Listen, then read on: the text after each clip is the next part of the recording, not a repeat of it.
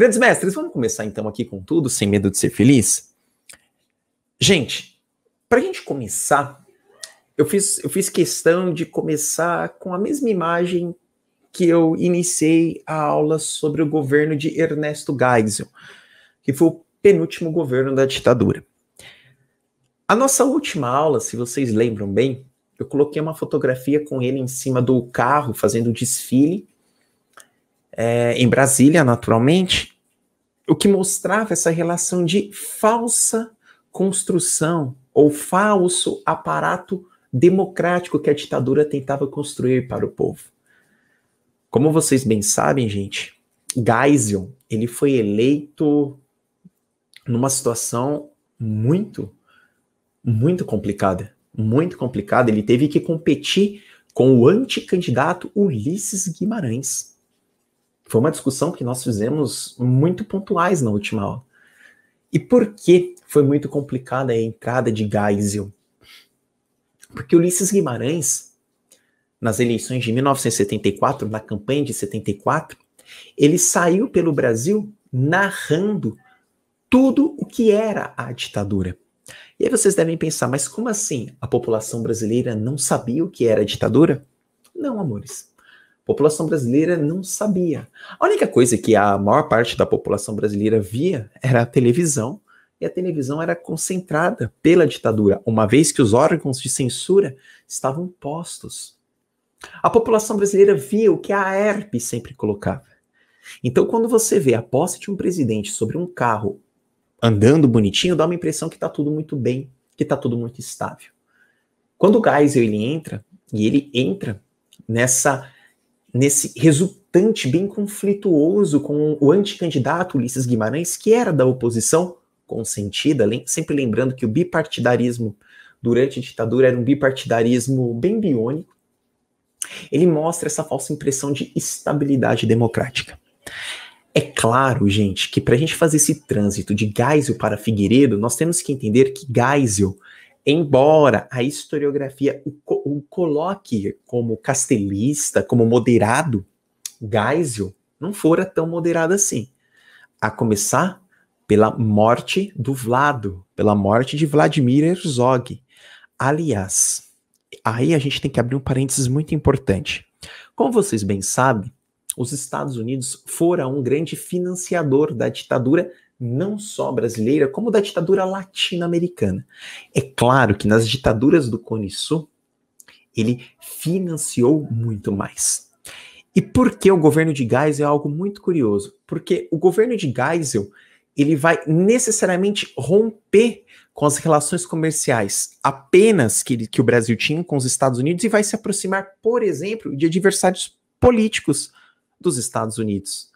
Vai se aproximar da China, vai se aproximar da Angola, vai se aproximar da União Soviética. Lembre-se que nós vivíamos a Guerra Fria. Aí você deve pensar, por que Geisel vai se aproximar e por que os Estados Unidos vai se afastar? É sempre aquela relação.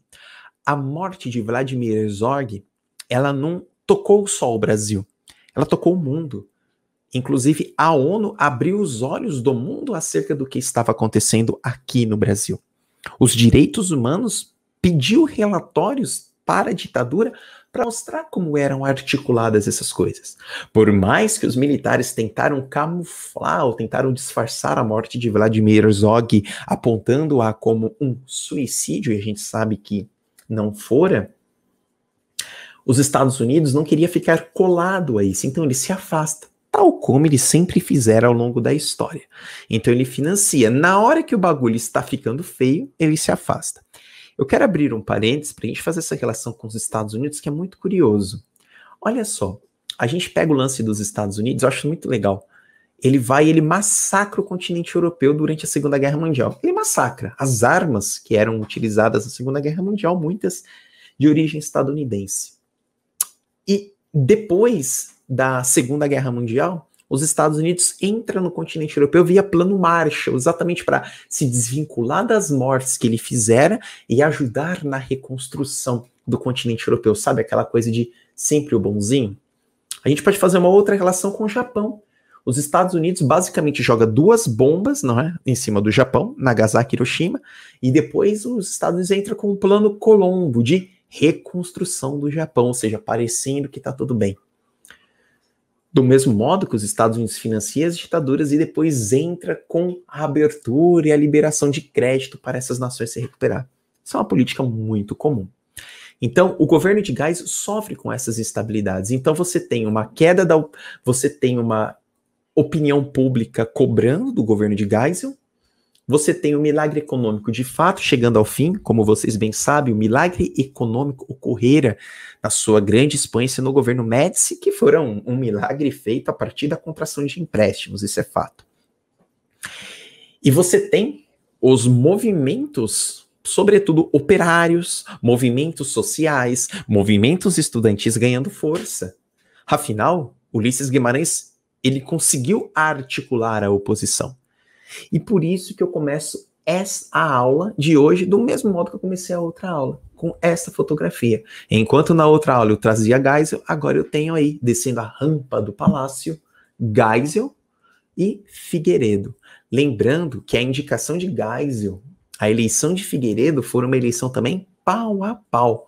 Fora muito difícil Figueiredo também governar. Aliás, Figueiredo, ele não seguiu bem os pressupostos do que os ditadores queriam. Então, a população brasileira, ao olhar uma fotografia dessa, dá uma leve impressão de estabilidade política, dá uma leve impressão de estabilidade econômica, dá uma leve impressão de unidade política dos militares. Quando a gente comenta isso, é muito importante nós pensarmos, aos defensores da ditadura, normalmente se coloca que há uma unidade política nos militares, há uma unidade, e pelo contrário. Isso é muito importante destacar, porque dentro dos ditadores, dentro do alto clero, dentro da alta cúpula dos regimes militares, eu volto a destacar, nós tínhamos 2 grupos, os castelistas, os moderados e os linhaduras, beleza? Pensando nisso, nós vamos então construir aqui a primeira parte da nossa aula. Você deve estar pensando, poxa, Probaglini, cadê a foto do Figueiredo? Você vai começar a aula de Figueiredo com uma fotografia do Geisel. Eu achei essa fotografia ela muito emblemática e uma imagem sempre diz mais que 1000 palavras. É uma fotografia que, de fato, mostra a tensão pelo qual o regime militar estava posto. Como vocês bem sabem, Geisel, ele é responsável por aquela famosa frase que, a partir da sua eleição no colégio eleitoral, a sua eleição indireta, ele dizia que o Brasil iria fazer uma abertura lenta, gradual e segura para um processo de redemocratização. Lento era o que ele queria, a gente sabe que quando o governo Geisel veio a Lei Falcão, veio os pacotes de abril, gradual e segura. Esse papo de seguro, até é importante a gente destacar para cada palavra, o seguro estava muito relacionado em não garantir a segurança para a economia, não garantir a segurança para a sociedade, mas principalmente em garantir a segurança para os ditadores, garantir a segurança institucional para os militares. Qual era o medo dessa abertura? Criar uma sensação de revanchismo. Essa era uma preocupação muito posta de Geisel e dá para se compreender qual era a preocupação. A partir do momento que a gente criar esta abertura, vai ocorrer um processo de revanche, um processo de perseguição. Aliás, quando a gente analisa a história, amores, o revanchismo é algo super, super, super comum, principalmente nessas relações políticas. Aliás, o revanchismo é algo muito comum no continente europeu. O revanchismo foi um dos elementos que levou à Primeira Guerra Mundial. A opinião pública está cobrando. E qualquer político... Isso é algo muito legal, né, gente? Por muitas vezes, a gente vira e diz o seguinte: o político não está nem aí para a opinião pública. O político está pouco se ferrando com a opinião pública. Ele é um ditador, ele não liga com a opinião pública. Olha, gente, não é bem assim. Eu não gosto de ficar fazendo... essa analogia que eu vou fazer, talvez ela não seja tão perspicaz. Ela pode até ser um pouco infantilizada. Mas ela vai trazer uma ilustração muito clara do que seria a opinião pública. De fato, uma pessoa sozinha é apenas uma formiga. Mas quando o formigueiro se une, quando o formigueiro se junta, a gente não consegue conter este formigueiro. Vamos fazer aqui algumas relações bem interessantes, e aí vocês vão entender como a opinião pública não é tão várzea assim. Por que ocorrera a Revolução Bolchevique de 1917? Porque o público, os operários, foram ao lado dos bolcheviques e assumiram o protagonismo. Porque mesmo na Revolução de 1904, os primeiros movimentos da Revolução Russa, lembrando que foram um pacote, o czar ainda tinha o público consigo. Se a gente voltar na história, o que fez Luís XVI perder o seu trono? A opinião pública. Se a gente voltar na história, de que maneira ocorreram as revoluções inglesas, a Revolução Gloriosa na Inglaterra, com a força do público. Então, quando a gente analisa, o público ele não é tão assim para trás. O público ele tem um papel fundamental na mudança estrutural de quem está no poder. E nesse caso, a opinião pública já estava cobrando o regime. Aliás, tenta imaginar a opinião pública perguntando: regime militar, que papo é esse de DOI-CODE? Regime militar, o que é esse lance de DOPS aí? Eu fiquei sabendo que existe alguns porões onde quem faz oposição ao regime é torturado, é preso.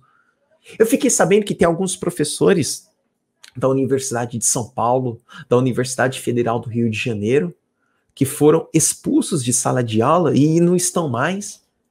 Eu fiquei sabendo dessas coisas, mas assim, eu só fiquei sabendo. Você pode me explicar? A opinião pública começa a cobrar, e é claro que a mídia, olha que importante, a mídia começa a bombardear. Só que não a mídia global, é a mídia paralela. É óbvio, gente, que se fosse uma condição hoje, como a internet, onde você consegue ter outras frentes, seria muito mais fácil. Era a mídia paralela. Então a abertura não era tão segura assim. Era essa situação que estava no governo de transição de Geisel.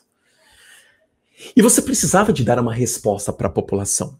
Você precisava de dar uma resposta. Mostrar que a ditadura não era tão má assim. Mesmo porque já vinha ocorrendo a descompreensão política do regime. O próprio regime já estava rachado. E aí, no final, e isso é muito importante, no final do governo de Geisel, os militares, eles apresentam um projeto de anistia. Aqui eu quero deixar muito claro, amores, que o projeto de anistia não é a lei de anistia. A lei de anistia vai ser assinada no governo de Figueiredo. A gente vai discutir isso. O projeto começou a ser pensado já no governo de Geisel.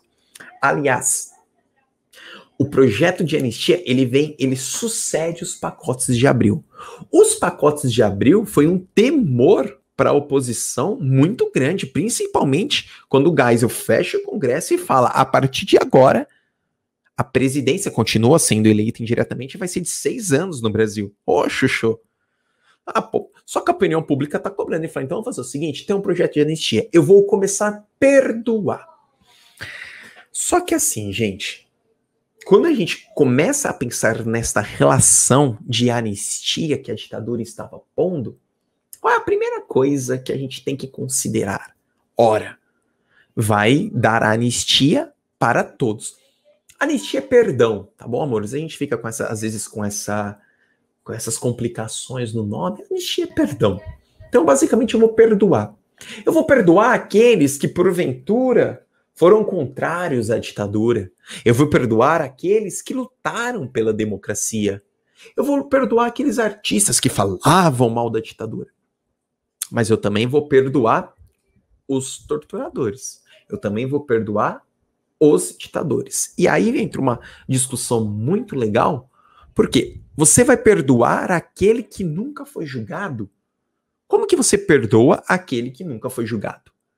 Os opositores ao regime, eles foram julgados, eles foram torturados. O torturador nunca foi julgado. Então você vai perdoar aquele que nunca foi julgado? Mas a opinião pública está cobrando. E, de fato, para a oposição isso soa muito bem. Lembrando que as coisas não eram de maneira muito natural.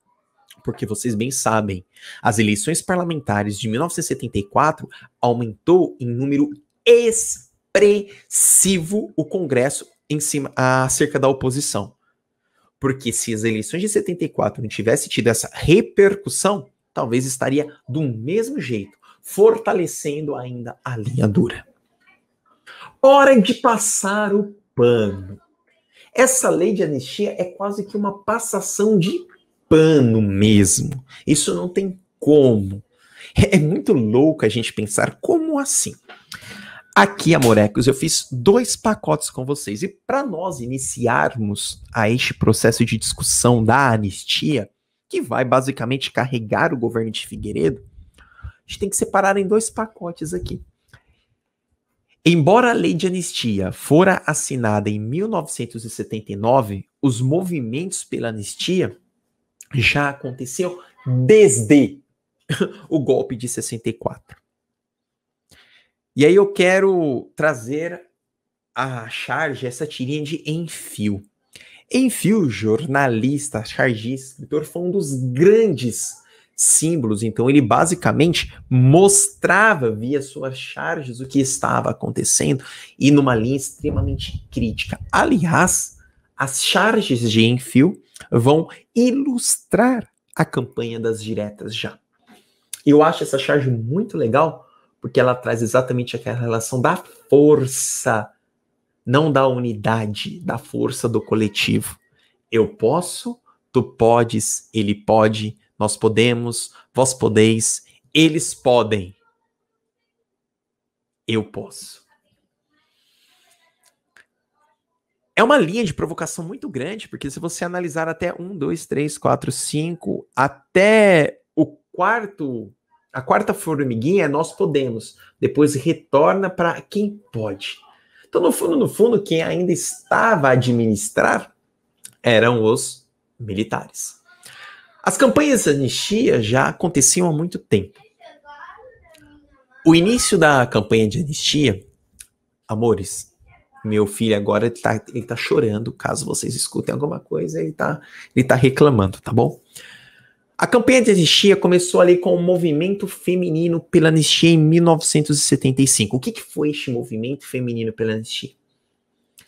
Eram mulheres pedindo o retorno ou a anistia de seus maridos, de seus entes queridos, de seus filhos que foram perseguidos da ditadura. Então isso já começava esse movimento. Então eram mulheres gritando e apontando, falando, cara, peraí, o crime do meu marido, o crime do meu filho, o crime do meu amigo, enfim, foi apenas contestar a ditadura. E é importante pensar, galera, que muitos militares, para tentar justificar a sua perseguição, atrelava, seguindo a doutrina de segurança nacional, que a gente tivera vários, mas já desde o golpe com Castelo Branco tocava bem o Brasil, julgava e colocava as pessoas que eram presas como terroristas. E esse nome terrorista assusta. E muitos que foram presos, torturados, muitos que foram exilados, não botavam fogo, não matavam, não sequestravam, não assaltavam. Muitos eram presos porque escreviam poesias. Muitos eram exilados porque escreviam músicas. Muitos eram torturados porque viravam e falavam para as pessoas o que estava acontecendo.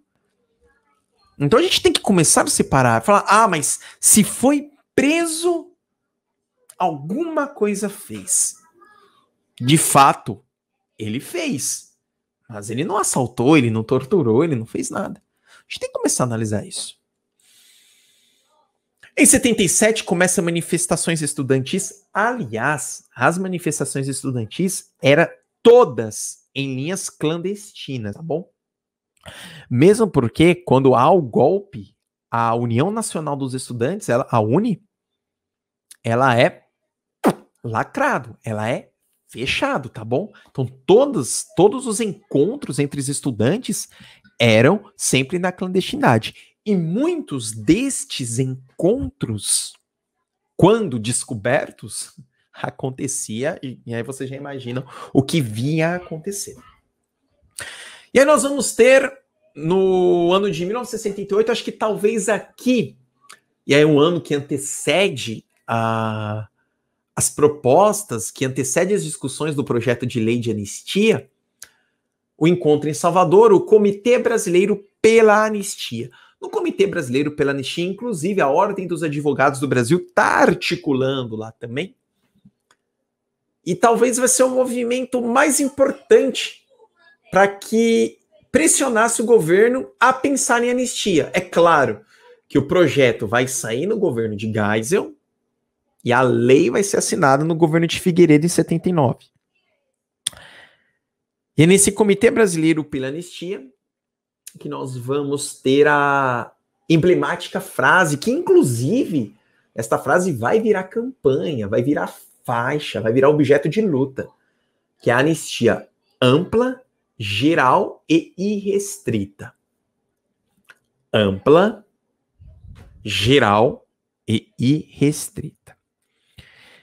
Aqui nós temos que pensar nessa relação da ampla, geral e irrestrita porque os projetos que estavam sendo postos, e principalmente via redação de Figueiredo, dizia que os terroristas não poderiam sofrer anistia, pois eles cometeram atos contra a instituição.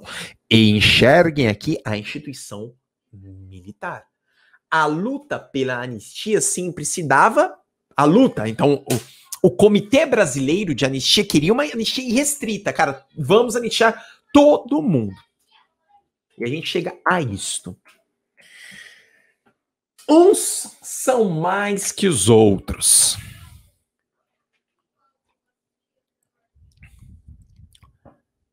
Entre aspas, Figueiredo, presidente, então, a partir de 79, dizia o seguinte: eu vou anistiar todo mundo, sim, menos os condenados pela prática de crimes de terrorismo, assalto, sequestro e atentado pessoal. Vamos lá. Eu vou anistiar todo mundo, menos os condenados pela prática de crimes de terrorismo, assalto, sequestro e atentado pessoal. Isso era uma maneira de evitar a chegada, sobretudo, daqueles que faziam uma oposição mais ferrenha, serem libertos. E o Comitê Brasileiro de Anistia não queria isso, ele queria que todos, gente, isso é para anistiar, vamos anistiar todos. E essa lei de anistia do Brasil, e é um dos motivos que muito nos envergonha na nossa história, tá, gente? Porque nas ditaduras latino-americanas, principalmente nas ditaduras do Cone Sul, todos os torturadores ou os militares foram julgados, foram presos. Aqui no Brasil não aconteceu nada. Vamos pegar um exemplo emblemático, Augusto Pinochet. Ele foi julgado, ele foi preso já com uma idade avançada, mas ele foi julgado, ele foi preso. Os militares da Argentina foram julgados e foram presos. Os militares da Bolívia foram julgados e foram presos. Toda a cúpula de Stroessner no Paraguai foram julgados, foram presos. No Brasil, nada. Nada. Porque essa anistia se deu tanto para quem fazia a oposição, quanto para quem torturava. Por isso que essa lei, ela gerou tantos embates. E o grande problema é nós analisarmos essa lógica da anistia sobre o discurso da manutenção do poder. E aqui é importante nós pensarmos, amores, que os torturadores, eles não eram terroristas, porque na CF de 67, terroristas eram aqueles que se opunham ao regime, que lesavam a pátria. E os militares, eles estão torturando aqueles que lesam a pátria. Então, eles não podem ser considerados terroristas. Percebam? Embora o que eles faziam é óbvio. Um ato absurdo de terrorismo. Certa vez, eu tentei gravar um vídeo, mostrando uma análise dos porões do DOI-CODE. E aí é um bastidor, eu coloquei esse vídeo no YouTube e eu tive que tirar ele em 3 dias, porque as pessoas não querem reconhecer o que fora o DOI-CODE. Fiquei triste, mas para evitar a fadiga eu retirei.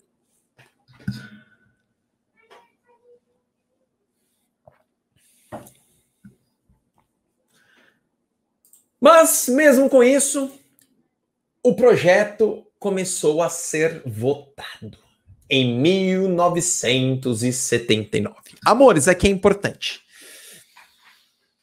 Eu coloquei tudo na mais devida ordem. Gente, durante a votação do projeto, foi uma zona.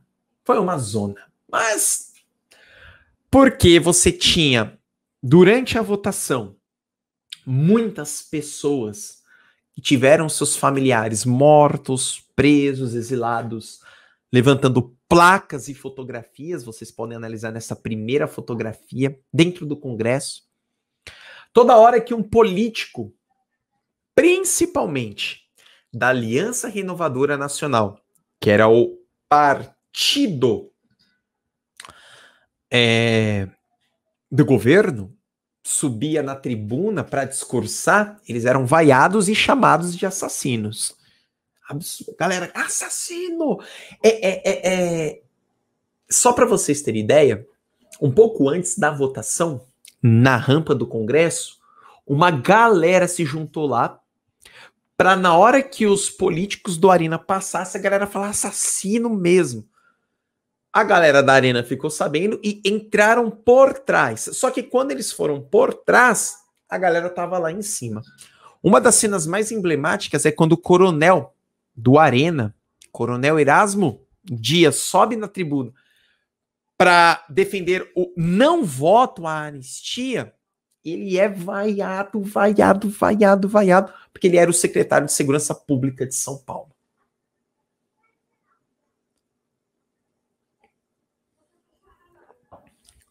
Percebam? Era essa situação que estava acontecendo. Só que, lembra que eu comentei com vocês acerca da opinião pública? Muitos do Arena não queriam não queriam colar as torturas a eles. Não queriam. Então, durante a votação, muitos se abstiveram, faltaram. E eu sempre digo que numa votação, num congresso, quando você se abstém, você vota sim.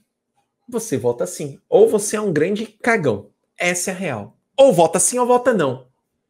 Quando você se abstém, você fica, sabe? É igual votar nulo. Votar nulo é ser um grande cagão. Vota. Vota. Depois não reclama. Vota. Só que nós tivemos muitos do Arena que negaram o voto. Isso já mostrava o que eu mostrei,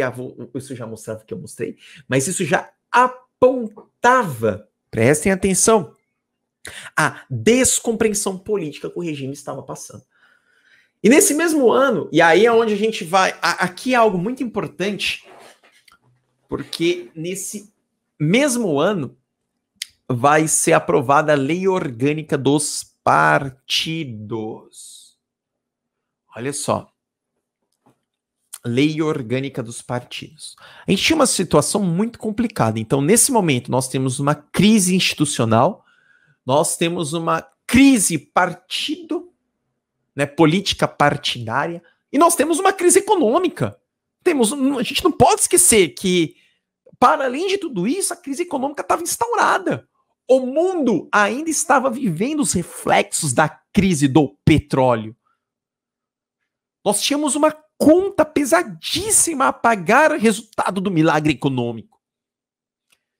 E aí nós temos em 79 a Lei Orgânica dos Partidos. O que é a Lei Orgânica dos Partidos? É o início do fim do bipartidarismo. É o início do fim do bipartidarismo. Tanto que aqui o Arena, ele troca o nome, o Arena ele passa a se chamar PSD, Partido Social Democrático. Sugestivo o nome, né? Então, PSD. E o MDB apenas coloca o P antes. Então, que era o partido da oposição, passa a se chamar Partido do Movimento Democrático Brasileiro. Até então era Movimento Democrático, agora entra o P.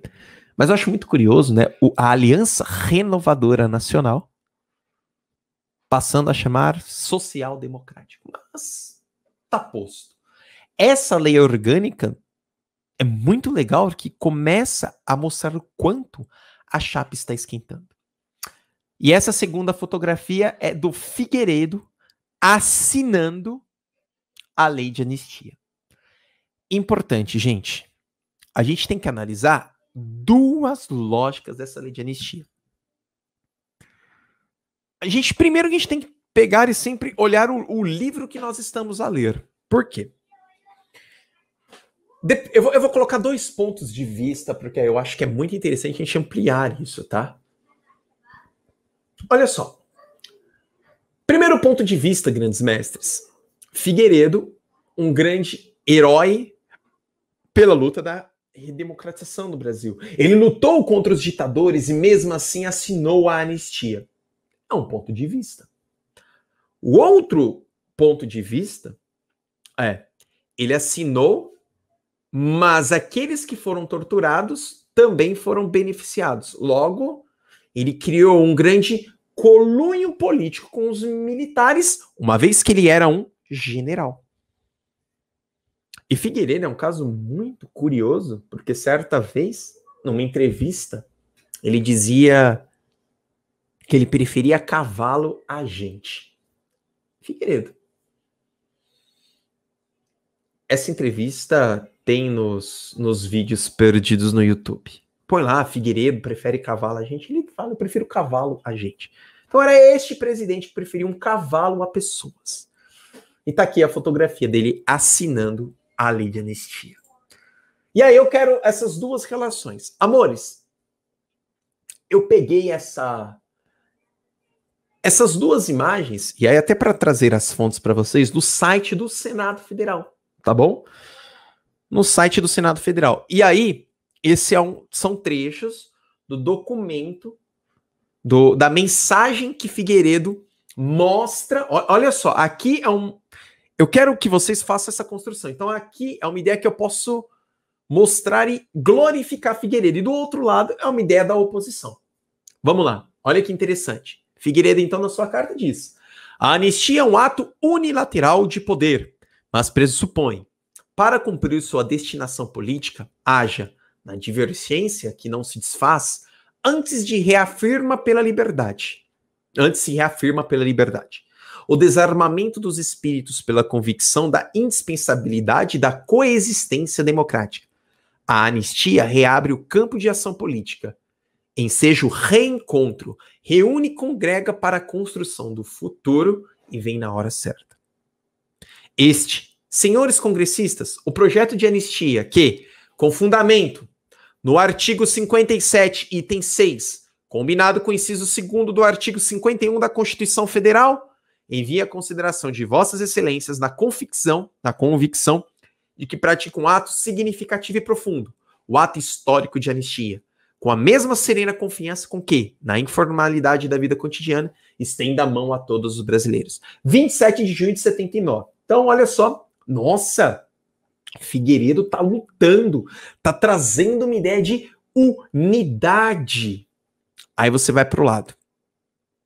Aqui é que os movimentos femininos pela anistia, é aqui que o Comitê Brasileiro da Anistia queria, e era essa propaganda.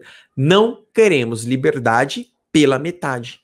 Pela libertação imediata dos presos políticos, pela volta de todos os exilados, pelo esclarecimento sobre os mortos e desaparecidos. Aliás, isso é algo muito importante, porque no projeto de Figueiredo ele ia dar anistia, mas aqueles que sumiram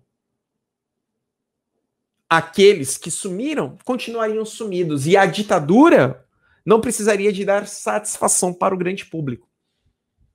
Então é aquilo. Quando uma pessoa sumia durante a ditadura, qual era a resposta? Ela desapareceu. Gente, ela está morta. Só que se você não acha o corpo, ela então desapareceu.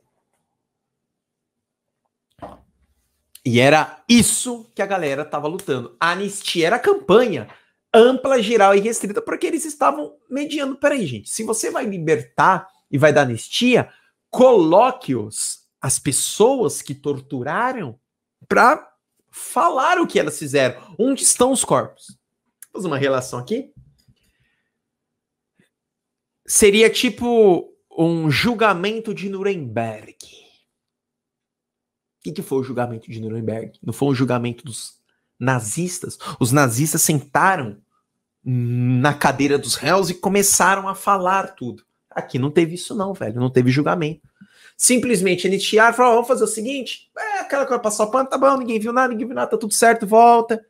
E aí, cara, é isso. E isso foi uma coisa do Brasil. Do Brasil. Então, ao mesmo tempo que a anistia caminha pela volta das discussões democráticas, ela não foi irrestrita. Ela foi bastante restritiva. Eu dou anistia para quem eu quero. Olha o que ele dizia. Depois da assinatura do projeto, pistola. Figueiredo falou, assinei a anistia. Ele falou, não. Ele queria anistia, mas não era assim. Olha só. Anistia é esquecimento. Ouvido perpétuo. É medida de oportunidade política para começar, com os espíritos desarmados, uma nova marcha para o futuro. Para isso, é preciso a reintegração de todos na vida pública. E ele termina, sem exceção. Uma pistola. Aí você vê um outro deputado, o Frejá, do Rio de Janeiro, também da oposição. Não há razão para excluir os condenados por terrorismo. E aí eu acho muito legal. Olha só como ele coloca. Tiradentes era terrorista e subversivo. Hoje é herói. Ele fez essa comparação. O que Tiradentes fora lá na Inconfidência Mineira para o governo? Subversivo, terrorista, criminoso. Hoje ele é herói. O que muitos que lutaram na ditadura, durante a ditadura, eram considerados terroristas, perigosos. E hoje, se a gente vive essa democracia, ainda que num contexto bem fragilizado, com as instituições um pouco perigosas e, sabe, quase sendo rompidas, é porque pessoas lá atrás lutaram. Se hoje você consegue falar e não ser preso ou presa, desde que respeite as instituições,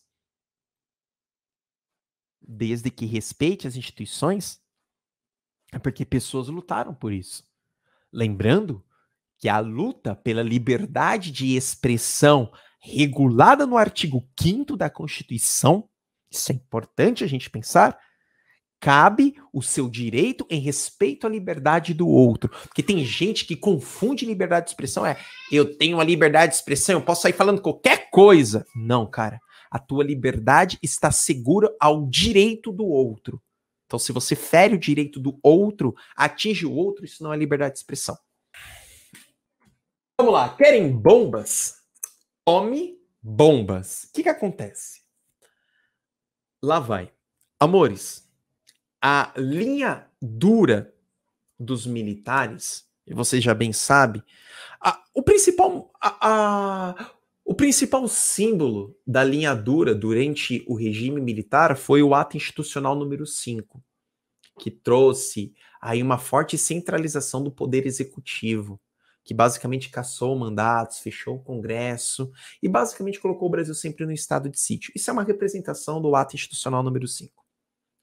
E outro grande elemento foi o governo Costa e Silva, entendeu? Então, isso é muito importante. O governo Costa e Silva foi um governo representando a linha dura. Importante, amores.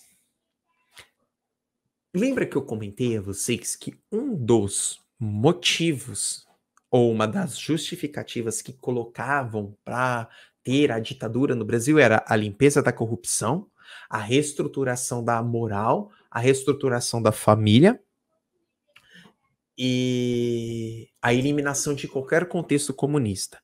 E sempre se colocava pela AERP, que era a principal agência de propaganda do governo, pela AERP, propagandas sempre apontando o inimigo comum via doutrina de segurança nacional e principalmente via Serviço Nacional de Segurança de Informação, a SNI, que foi uma das agências criadas pelo Castelo Branco. E por que eu estou colocando tudo isso? Porque sempre se mostrava que esses grupos de guerrilha eram sempre eles que faziam atentados terroristas, eram sempre eles que colocavam bombas, eram sempre eles que assaltavam. Sim, você tinha grupos de esquerda que faziam isso. Sim, faziam sim.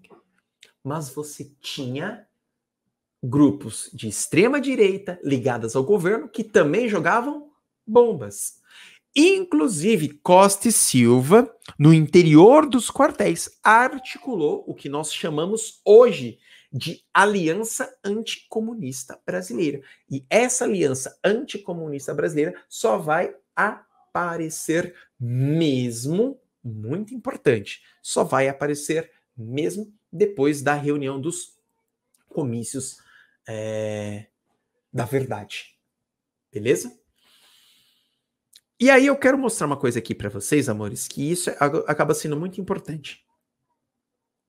Nós tivemos, ao longo da ditadura, vários ataques de bombas da direita em instituições sérias. Nós tivemos ataques de bombas na Ordem dos Advogados do Brasil, na OAB. Nós tivemos ataques de bomba na Associação Brasileira de Imprensa. Aliás, essa tomava bomba direta. Nós tivemos prisões, perseguições no governo de Figueiredo. E olha que nós já estamos falando num processo de abertura política. No governo de Figueiredo, nós tínhamos o envio de cartas bombas. Essas cartas bombas, muitas eram enviadas em bancas que vendiam jornais da oposição. Cartas bombas. Só que isso vai ficar muito forte, de maneira muito clara, no atentado ao Rio Centro, no dia 1º de maio, no Dia do Trabalhador, em 1981. Vai ficar muito grande, mesmo. E aí, não tem jeito. O que acontece? Em 1981, o Rio Centro, ele é um centro de convenções, lá no Rio de Janeiro, grandão, gigantesco. Estava acontecendo comemorações do Dia do Trabalhador. E quem estava lá? Cara, muitos artistas que, devido à lei da anistia, tinham regressado ao Brasil. Então, tava lá Caetano Veloso, tava lá Gilberto Gil, tava lá Chico Buarque, tava lá Elba Ramalho, tava lá Alceu Valença, tava lá uma galera.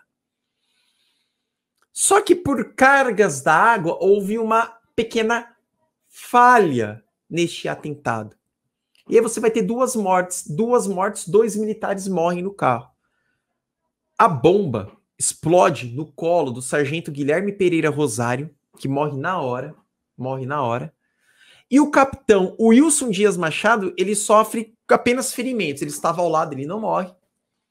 Inclusive, só faz pouco tempo que o capitão Wilson Dias Machado contou um pouco do que foi o Rio Centro. Só que aquilo vai ter uma repercussão tão grande porque o Ministério Público ele vai investigar aquela explosão. Como assim? Do nada explode? E isso acaba representando o fim das atividades terroristas da galera linha dura. Aí eu trouxe para vocês aqui uma construção, a fonte para vocês, tá bom? Que eles fizeram um scanner, montaram aqui a reportagem da Folha na época. Então, acho até legal a gente fazer essa analisada aqui, ó. O atentado. Em 30 de abril de 81, uma bomba explodiu no carro onde estava um capitão que morreu no local. Os dois detonariam os artefatos em atentado a Rio Centro durante um show em homenagem ao Dia do Trabalho. Esse é o atentado. Aí as investigações. O inquérito policial militar instaurado à época culpou organizações de esquerda pelo atentado. Por quê?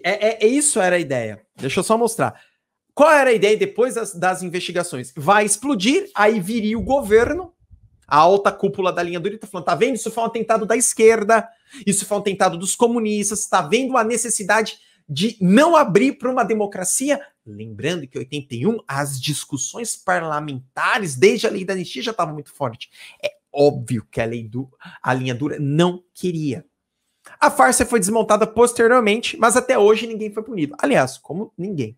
Nova investida. Em fevereiro, o Ministério Público Federal pediu a punição de 6 agentes da ditadura. Um deles, o general Newton Cruz. Esse general Newton Cruz, inclusive, eu vou mostrar ele para vocês. Ele é um personagem muito simbólico. Eu vou chegar ali para vocês, vou mostrar para vocês já. À época, chefe do Serviço Nacional de Inteligência, acusado de tentativa do homicídio doloso, associação criminosa, transporte explosivo e favorecimento pessoal. O que diz o Ministério Público Federal? Ao saber do plano e do início da execução, Newton Cruz omitiu-se diante da real possibilidade que havia de que as bombas viessem a explodir, matando, ferindo e expondo a perigos. O que diz a defesa? Newton Cruz não planejou o atentado. Mesmo sabendo com 2 horas de antecedência, não podia fazer nada para impedir as explosões. Além disso, os crimes estão prescritos e ele está protegido pela lei da anistia. Só que aqui escancarou o processo de transição. Escancarou. E aí eu trouxe essa frase, isso aqui é do professor titular de História da Universidade Federal do Rio de Janeiro, o professor Carlos Fico, tá bom? Tudo bem, amores?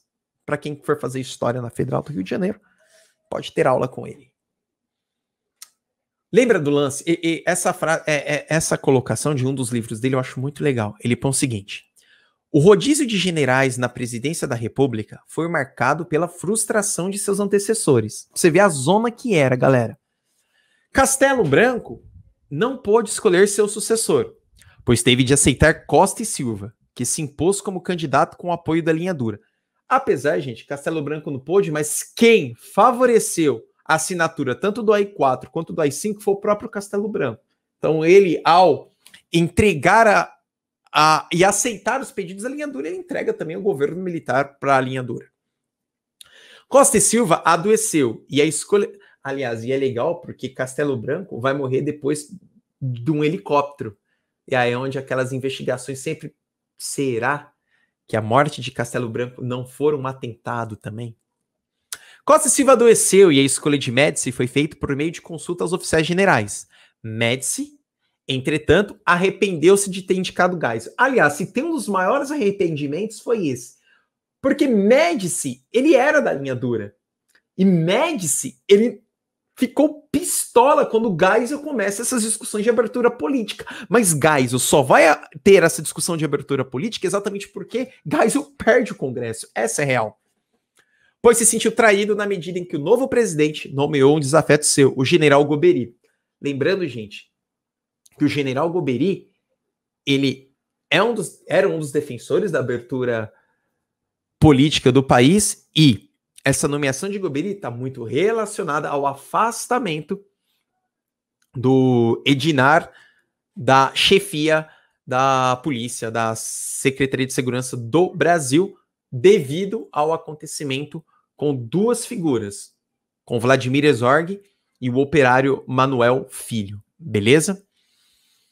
Para o chefe de gabinete civil, Geisel também avaliou que Figueiredo desinteressou-se do governo e não soube enfrentar os problemas que se abateram sobre o país durante seu mandato.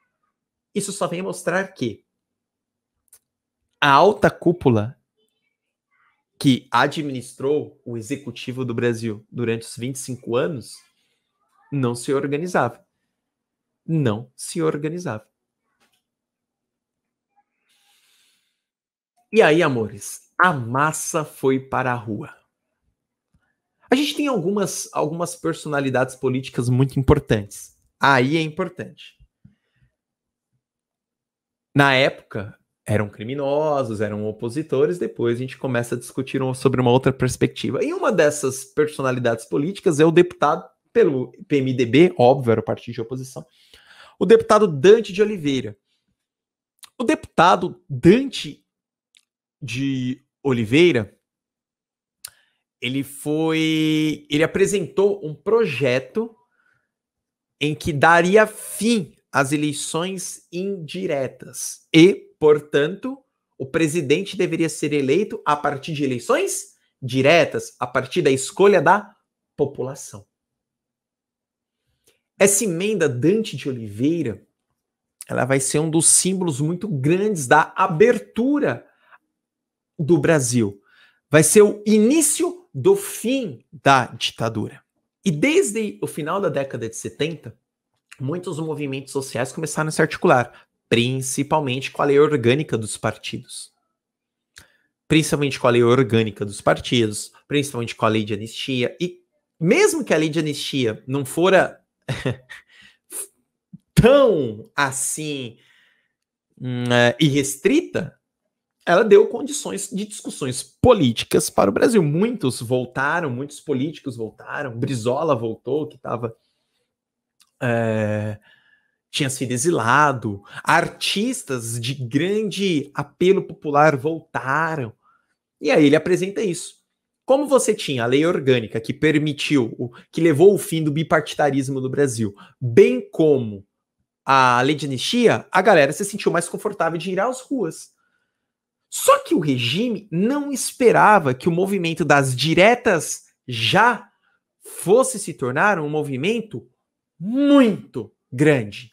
Foi o maior movimento popular da história do Brasil até então. O Brasil nunca tinha visto aquilo. A galera foi pra rua. Dia 10 de abril de 1983, a galera encheu ali a região da Candelária. No dia 16 de abril de 1983, a galera encheu a Praça da Sé, pedindo diretas já. É óbvio que o regime militar já estava totalmente perdido e já não tinha mais aquelas relações de poder. E a gente teve uma figura muito importante. Esse senhor aí tinha lá na casa dos seus 90 anos, Sobral Pinto. Esse cara que está discursando, esse senhor. E por quê? Esse cara viveu duas ditaduras. Ele viveu a ditadura de Getúlio Vargas e ele viveu a ditadura militar. E ele foi o símbolo da união. E por um simples motivo. O Sobral Pinto, ele lutou contra a ditadura de Vargas e mesmo não estando do lado de Luiz Prestes, ele defendeu Luiz Prestes. Aí você deve falar, Luiz Prestes. Lembra que Luiz Prestes foi um dos grandes perseguidos durante a era Vargas. Ele só não se vinculou a Luiz Prestes porque era um católico efervescente, mas ele era um grande jurista, um grande advogado, que ele representava este centro moderado. Então ele era uma figura muito importante. E ele discursando nas diretas já, a galera foi ao delírio. Foi ao delírio. Eu virei aqui só para pegar uma frase.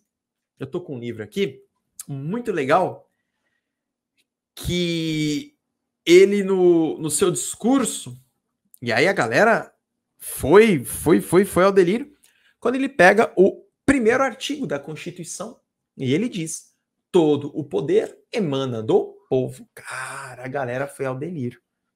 Logo eu trouxe para vocês uma fotografia, que é pra gente encontrar a fotografia da Sé, ali da região da Sé. Olha quantas pessoas você tinha no movimento das diretas já. E aí, qual a impressão que vocês têm? Agora vamos lá. População tá às ruas. Anistia de um lado, artistas falando. A impressão é certeza que o Congresso vai votar as diretas já. É certeza que eles vão pegar a emenda Dante de Oliveira e votar. Porque era essa impressão. Só que vamos pensar agora friamente. Você tá no manifesto desse, você vê todo mundo diretas já, você vê a mídia, pá. Puxa, queria estar ali. O meu pai estava aqui no meio. E meu pai, ele dizia pra mim, falou, Rodrigo, quando eu estava lá no meio do movimento das diretas já, eu olhava pra todo mundo, cara, meu pai é operário, cara, trabalhador, fábrica de São Bernardo. Olhava pra todo mundo e falava, cara, a gente vai conseguir a abertura política. Vai. Porque, só que, gente, é o calor. Agora, se você começar a fazer a análise fria, você só consegue ter a aprovação de alguma coisa se você tiver maioria no Congresso. E quem era a maioria do Congresso? O governo, os militares. Eles eram a maioria. Vamos pensar, é óbvio. Ah, mas a população tá gritando. Mas, cara, quem tem a caneta é o Congresso. Desde os pacotes de abril, Geisel criou um monte de cargo biônico. A maior parte dos congressistas, mesmo com a eleição de 74, colocando a oposição a níveis maiores, ainda assim, a maior parte do Congresso eram dos biônicos. Mas a esperança estava posta. E aí eu coloquei como título. E esse título, imagina assim os militares falando, tomem as ruas. Tenho biônicos em todo lado. Vocês lembram dos senadores biônicos, dos deputados biônicos, dos governadores biônicos. Esses cargos criados para ter quórum no Congresso.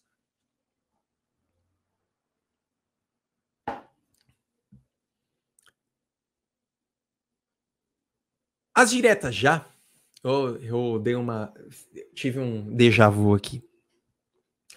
As diretas já, amores, elas vão entrar em proposta, mas diferente do projeto de anistia, o Congresso fechou. E aí, desde a Constituição Federal de 67, se tinha um elemento que chamava medidas de emergência. O que o governo, o que Figueiredo fez durante a votação das diretas já? Desceu as medidas de emergência e não permitiu que ninguém, além dos congressistas, adentrasse o Congresso. Só que quando eu falo não permitiu que ninguém, além dos congressistas, adentrassem o Congresso, não era ninguém mesmo, nem televisão, nem rádio, nem ninguém. A população não estava sabendo do que estava acontecendo lá dentro. Galera, essa aqui é uma fotografia, foi para Brasília buzinando, tomou toda a lateral naquela esperança. Falei, cara, vai. Nós vamos conseguir eleger o nosso presidente. Mas o país não sabia o que estava acontecendo lá dentro. Então a galera ficava de fora, buzinando. E era legal que o general Newton Cruz, eu falei que eu ia falar pra figura, essa figura aí que tá embaixo, galera, ele pegou sua cavalaria do lado do Congresso e todos os carros da população que passava, ele pegava esqueci o nome, gente, lá, o cacetete e batia no capô. Tipo, tentando intimidar, tipo... Aí tem uma frase que a galera ficava buzinando, aí ele falava, enfia essa buzina. E assim, ele lá desfilando. Aqui falou, cara, para com isso, para, o pessoal quer ficar aqui. Mas com as medidas de emergência ele conseguia cercar todo o Congresso. Mas a população tava... E aí, gente, tenta imaginar a tensão. Você não tá sabendo o que tá acontecendo lá dentro, mas friamente a chance das diretas já ter sido aprovada seria muito difícil. E a proposta, ela não passou. Tanto que no dia seguinte, os jornais acabam fotografando, amores, pessoas chorando. Mas não passou. O cara fala, como assim?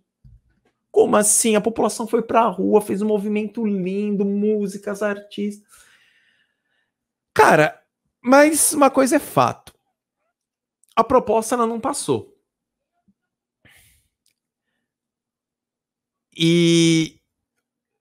Mas o movimento não parou. As diretas já, elas vão representar basicamente o esgotamento do regime. Esgotou o regime. E a população brasileira começa a retomar os símbolos nacionais. A população brasileira, a partir das diretas já, começa a levantar a bandeira do Brasil. Começa a cantar o hino do Brasil. E por quê? Durante a ditadura, o hino ele só podia ser cantado em festas oficiais, em eventos oficiais. Se você cantasse o hino de maneira aleatória, numa manifestação, você seria preso.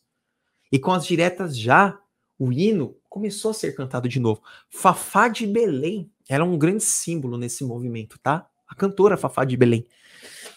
Ela cantava, cara, o hino com aquele vozeirão dela, né? Bonito demais. Geral.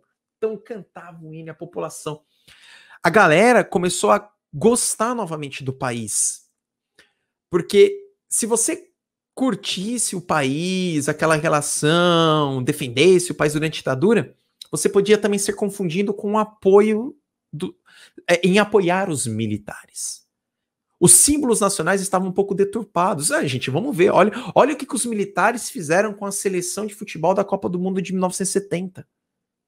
Eles se apropriaram delas. Eles se apropriaram da camisa da seleção de futebol. Então, com as diretas já, perceba, com as diretas já, a galera começou a se apropriar de novo. Mas, gente, uma coisa é verdade. É um debate que está na academia, mas eu vou trazer para vocês. Por mais que o regime militar estava totalmente esgotado depois da votação das diretas já, por mais que o regime militar estivesse totalmente esgotado, gente, quem conduziu a anistia foram os militares. E quem conduziu as diretas já, o projeto Dante Oliveira? Foram os militares. Aí a gente faz um ensaio. Quando Geisel disse que de fato iria ocorrer a abertura lenta, gradual e segura, isso estava acontecendo. Não tem como, isso estava acontecendo. Quem conduziu a anistia, quem conduziu o projeto Dante de Oliveira foram os militares. Mas a cena esquentou. E aí eu trouxe essa fotografia. Eu tenho Tancredo Neves, Leonel Brizola, o Lula e na terceira imagem Ulisses Guimarães. Ulisses Guimarães. Ulisses Guimarães, amores, ele é um dos principais personagens pela luta das diretas já, e eu vou explicar o porquê. Por mais que você tenha tido essa derrota dentro do Congresso, os partidos estavam se organizando. Então você tinha Tancredo Neves, um grande articulador político, e elegendo e liderando o PMDB, que historicamente fez a oposição. Você tinha Leonel Brizola retornando do exílio e abrindo o Partido Democrático Trabalhista.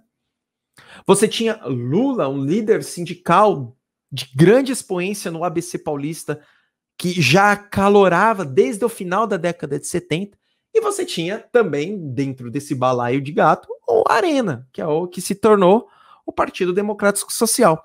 Era isso. Eu acho essa fotografia muito forte. E aí a gente tem uma relação muito importante, porque estamos chegando ao fim. E aí vem aquela pergunta: quem vai ser o presidente? Quem vai ser o presidente? Vai ser Maluf ou Tancredo Neves? E essa fotografia é muito louca, que é Maluf olhando para Tancredo Neves. A gente vê, cara, eles eram adversários políticos e nessa fotografia parecem grandes amigos.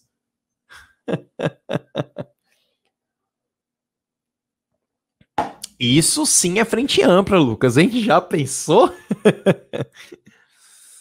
Vamos lá. Galera, em 1985, você iria ter as novas eleições. Porque olha só, com os pacotes de abril, os presidentes governariam 6 anos. Então vamos lá, Figueiredo ele entra em 1979, Então, 79, 80, 81, 82, 83, 84 e 85 ele teria que sair para cumprir os seus 6 anos. Então, em 85 você teria um novo presidente. Então, Figueiredo cumpriu os 6 anos. Mas quem vai ser o presidente? A situação era o seguinte, galera, era muito tênue o negócio. Por quê? Quem elegeu o presidente era o colégio eleitoral, beleza? Se o projeto Dante de Oliveira tivesse passado, quem iria eleger o presidente seria o povo. E provavelmente Ulisses Guimarães seria o candidato. Provavelmente. Articulem isso. Né? Ele seria o candidato das diretas já. Mas não passou. Então quem vai eleger? Os militares, eles estavam enfraquecidos. Então é óbvio que o Figueiredo, devido à sua falta de articulação política, não iria conseguir, tal como Médici fez, tal como Geisel fez, indicar um sucessor. Não conseguiria. E o colégio eleitoral estava da seguinte maneira. Você tinha 356 deputados do Partido Democrático Social, lembrando que o Partido Democrático Social era o antigo Arena. E você tinha 330 congressistas da oposição. Aí você põe PMDB, põe PT, põe PDT, ou seja, todos os partidos da oposição estavam aí. Conta básica. Se a gente ficar quieto, o partido do governo, mesmo porque tem muitos biônicos, ainda é a maioria. Então a gente não pode correr riscos. Não podemos correr riscos. A oposição, então, vai indicar Tancredo Neves. Tancredo Neves, historicamente, ele é conhecido por ser um homem moderado, o mineiro Tancredo Neves, por ser um homem moderado, por ser um homem conciliador, por ser um homem que conversava com os dois lados. Tancredo Neves, mesmo com o movimento das diretas já sabia que a emenda Dante de Oliveira não seria aprovada. Um hábil político. E Paulo Maluf se apresenta como candidato do PDS. Mas muitos militares não queriam Paulo Maluf. Não queriam que ele fosse o candidato. E os militares, nesse momento, vai desmembrar.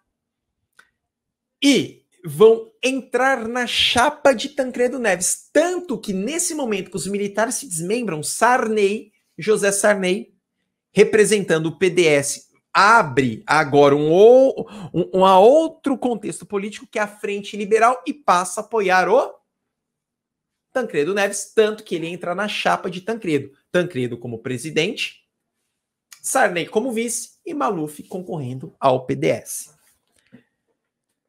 Pelo menos, com tudo isso, nós, depois de 25 anos, nós vamos ter um presidente civil no poder. Vamos ter a eleição de um presidente civil. Nós vamos ter 480 votos para Tancredo, inclusive muitos do PDS, do antigo Arena, votaram em Tancredo, e 180 votos para Maluf. Tancredo Neves é eleito presidente do Brasil. Mas é muito importante. Tancredo Neves não vai ser eleito pelas vias democráticas a qual nós estamos acostumados, porque a emenda Dante de Oliveira não fora aprovada. Ele vai ser eleito de maneira indireta. As eleições indiretas só irão ter fim a partir da promulgação da Constituição Cidadã Federal de 1988. E aí eu tenho uma fotografia de alegria. Sarney e Tancredo Neves. Tancredo Neves, então, ao saber da notícia, ele faz um discurso. Vim para promover as mudanças políticas, mudanças econômicas, mudanças sociais. Nunca em nossa história tivemos tanta gente nas ruas para reclamar a recuperação dos direitos de cidadania e manifestar seu apoio a um candidato. Dizia-nos, há quase 200 anos, Tiradentes, aquele herói enlouquecido de esperança, poderemos fazer deste país uma grande nação. Vamos fazer. A mídia, depois de muito tempo, passa a ter um consenso e apoia também Tancredo. E a população comemora. Foi um mix de sensação, porque ao mesmo tempo que a população fica triste por não ter tido a aprovação do projeto de Dante de Oliveira, das diretas já, a população também comemora, porque, ufa, um civil, Tancredo Neves, um moderado. E o discurso de Tancredo Neves é muito emblemático, porque traz essa sensação e essa esperança. Mas Tancredo Neves, ele já estava doente durante a sua campanha, e ele não se tratou e ele escondeu de muitas pessoas, porque ele tinha medo que o seu tratamento o tirasse da briga. E ele morre um dia antes de assumir. E aqui é emblemático porque a população leva o caixão de Tancredo Neves, sobe a rampa do palácio, historicamente, né, sobe a rampa mostrando que, cara, tu tá aqui. Sarney assume a presidência. Era o vice dele. Cara, foi um verdadeiro anticlímax. Porque Sarney, ele era da Arena. Imagina a população. Falando, não é possível. Não é possível. Porque a população vê Tancredo chegar, vê Tancredo morrer e vê Sarney, um antigo político do Arena, da Aliança Renovadora Nacional, assumir. Foi um anticlímax. Mas aos trancos e barrancos, Sarney vai conduzir o processo de redemocratização. A gente vai viver um processo de crise econômica absurda na década de 80, absurda, inflações escalonares. Mas ele vai deixar, pelo menos como herança, a nossa Constituição de 1988. E é aqui que nós iniciamos o nosso processo de redemocratização. Ou melhor, estamos ainda redemocratizando o Brasil. Amores, muito obrigado. Me siga aqui no Instagram. Curte, comente, compartilhe. Valeu. E é isso. Você quer dar um tchau, Matheus? O tchau meu filho quer dar. Ele gosta. Tchau. É aqui, ó. Você fala. Ó. Não, você quer aparecer. Olha, é aqui. A câmera é essa, é que o papai fica olhando aqui. Você fala. Tchau. Até a próxima. Até o próximo vídeo. O que o papai fala no final? Vamos juntos até o final. Então tá. Juntos somos mais fortes. Isso. Quantos anos você tem? Fala pro pessoal. Eu tenho 5 anos. Tô quase fazendo 6. Você tá quase fazendo 6. Matheus, desafio. 3 mais 4. 3 mais 4. 1, 2, 3, 4, 5, 6, 7. 7. Beleza. Tá vendo? Faz conta. Tá bom. Gente, tchau, tchau, beijos. Agora eu vou tomar aquele cafezinho com tapioca. Tchau, tchau. E não deixa a roupa no varal não, tá? Tchau, galera.